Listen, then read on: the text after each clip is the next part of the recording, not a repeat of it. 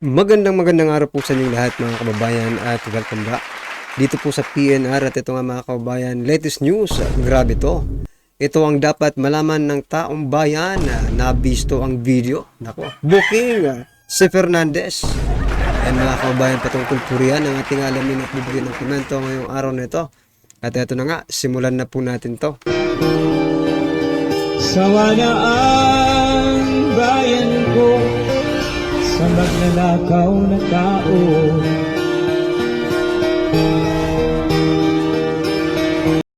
Sa sinabi po ni Dan Fernandez, alam niyo po si Dan Fernandez, malupit eh. Noong araw, no? Ang problema kasi noon po ganito. No? Noong pong araw, nangangako po yung mga politiko. O wag na yun noong araw, kamakailan lang. May nangakong politiko, diba? Sabi ng politiko, pag ako nanalo, 20 pesos ang pangarap ko maging presyo ng bigas. Ah! Bungaban! Baby! Baby! 20 pesos. Naglalaway pa. Ha, galing nito. 20 pesos. Ikalawa, pag ako nanalo, mga ano, no? Magpapatayo ako na 1 million pabahay taon-taon.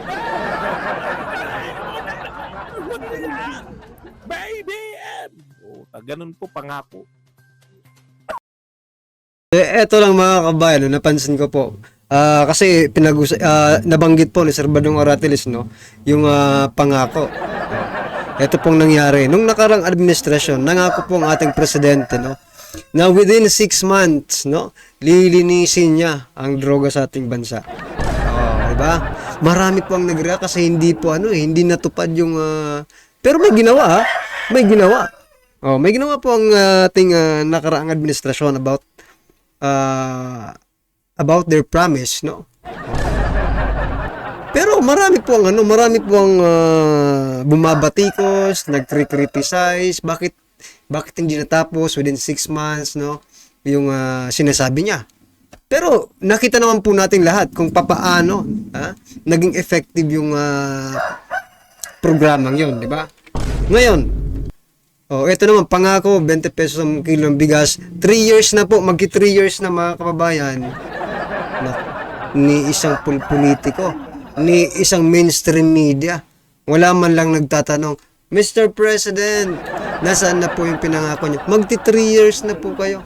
20 pesos na kilo ng bigas. Wala pa rin hanggang ngayon. Yan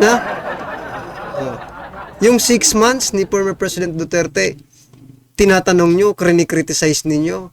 Pero itong magti 3 years na, sa bagay, hindi naman nangako kung kailan niya gagawing 20 pesos yung kilo ng bigas, di ba? Yun lang. But still, you have to ask, di ba?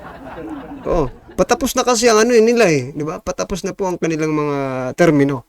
Kaya you have to ask mainstream media kung kumusta na. Noon yun. No? Noon yun. Nangangako pa. Nung nangako ba na magpapatayo ng 1 milyong pabahay, natupad ba? Hindi. Ngayon po, ito malupit. Hindi na po nangangako. Wala na po pinapangako. Ito pinakamalapit sa lahat po ng politiko. Si Dan Fernandez po ang kakaiba. Ang tingin po ni Dan Fernandez sa kanyang mga kaprobinsya, mga mukhang pera. Kaya wala nang pangako na pag ako nanalo, ipasisimyento ko. Wala nang gano'n. Diba nung araw? Napanood ko yung kala Dolphy. Pag ako nanalo, ipasisimyento ko. Lahat ng inyong mga kalsada, ipasisimyento ko. Lahat ng inyong mga tulay, ipasisimyento ko. Ipapaayos natin yung ating maliit na simbahan, di ba? Yan yung mga politiko noong panahon, mga kababayan. Simbahan, ipasisimyento ko. Lahat ng inyong mga bukirin, ipasisimyento. Pati mukha, ipasisimyento ko. Ganun mga pangarap ko nung araw. Si Dan Fernandez po ang pinakamalupit sa lahat. Wala nang pangako. Ano ba kasi ang pangako niyan? Walang pangako? Ha? Ayun po, kayo na po makinig. Sige nga. Puta, wala.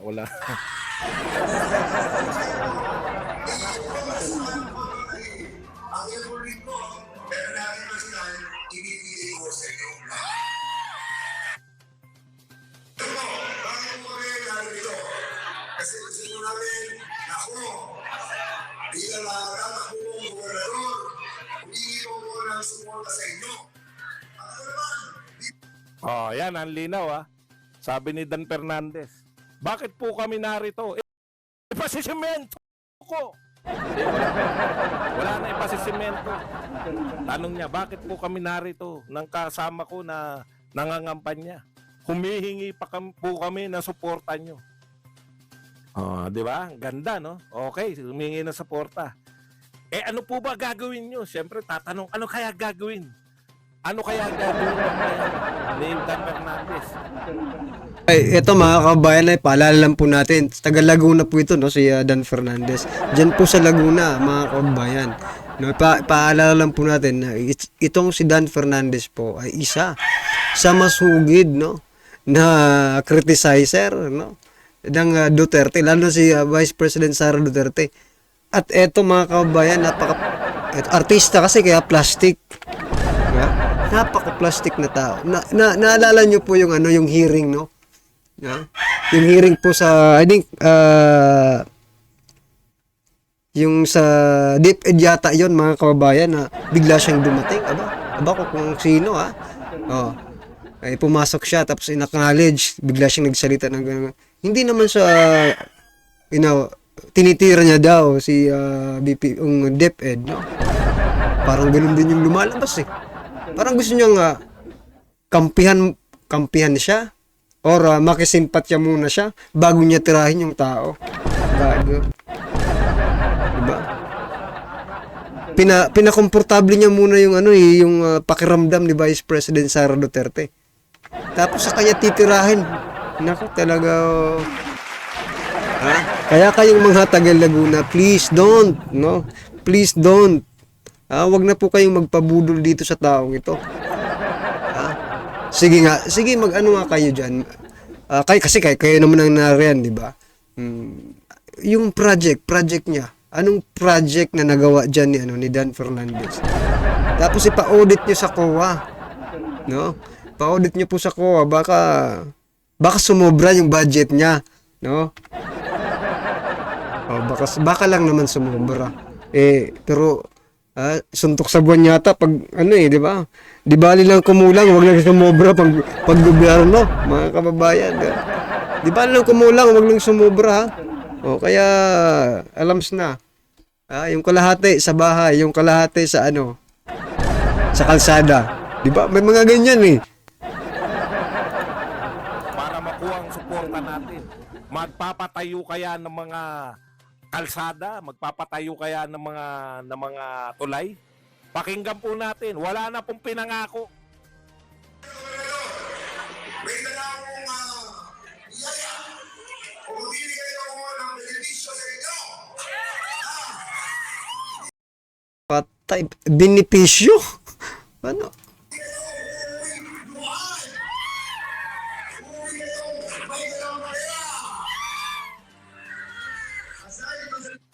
Puta, wala na pangako. Ako si Dan Fernandez. Humihingi ako ng boto nyo. Pag uwi nyo, may dala kayong pera. Mga kababayan ang narinig natin, no? Ano ito? Talagang na-adapt na po nila, no? Sana wag naman, no? Sana wag naman lahat ng politiko mag-adapt ng tinatawag nilang Project Ayuda. Mamumulubi po tayong lahat, no?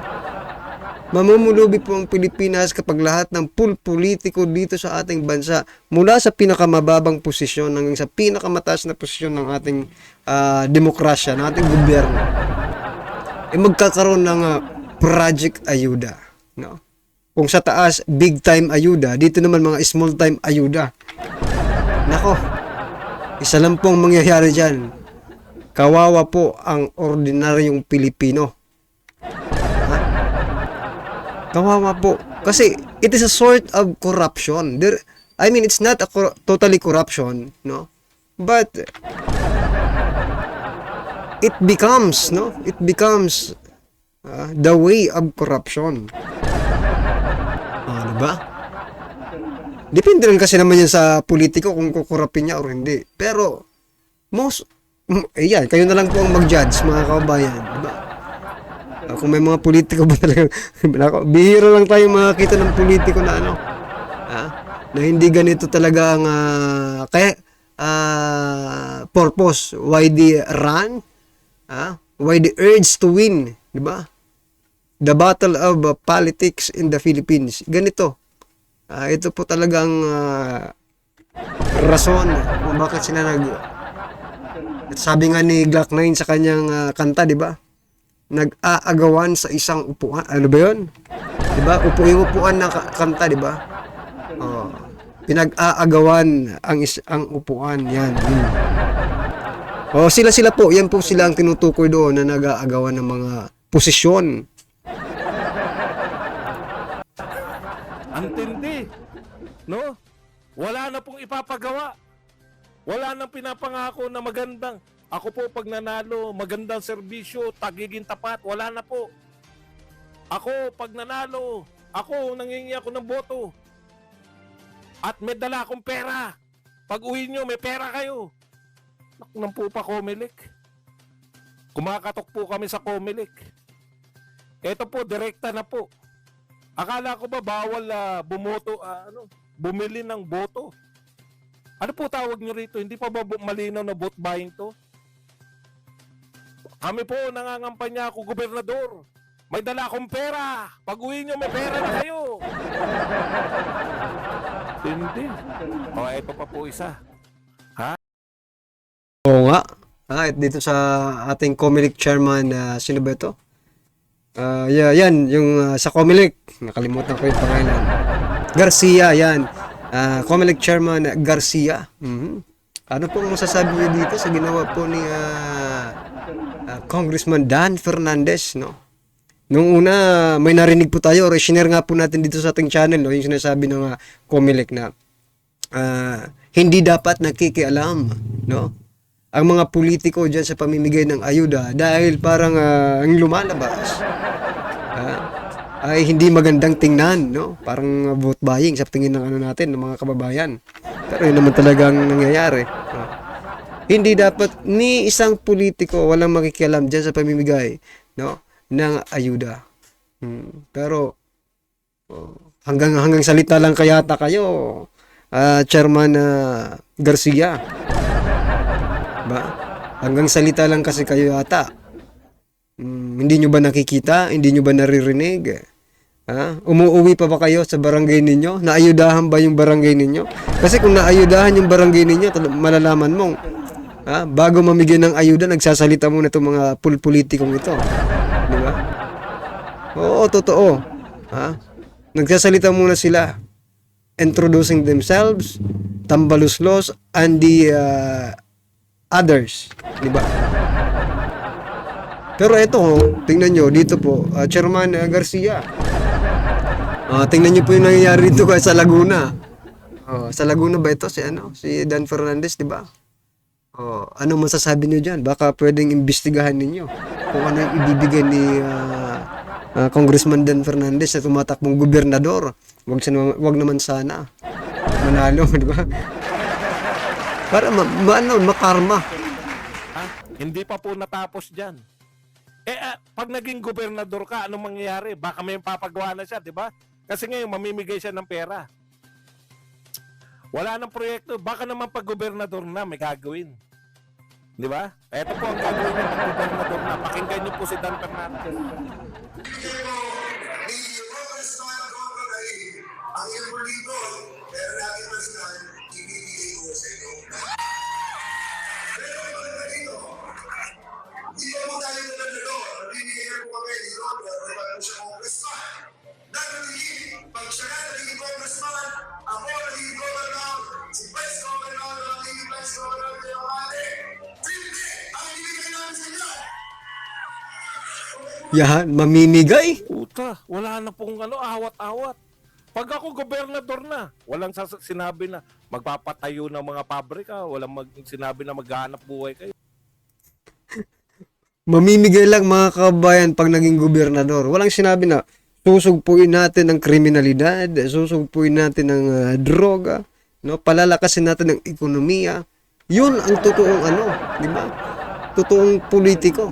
May malasakit sa taong bayan. Pero kung puro ka lang pamigay ng pamigay, yun ang pangako mo, yung ang plataforma mo, nako, magtayo ka na lang po ng charity institution, di ba?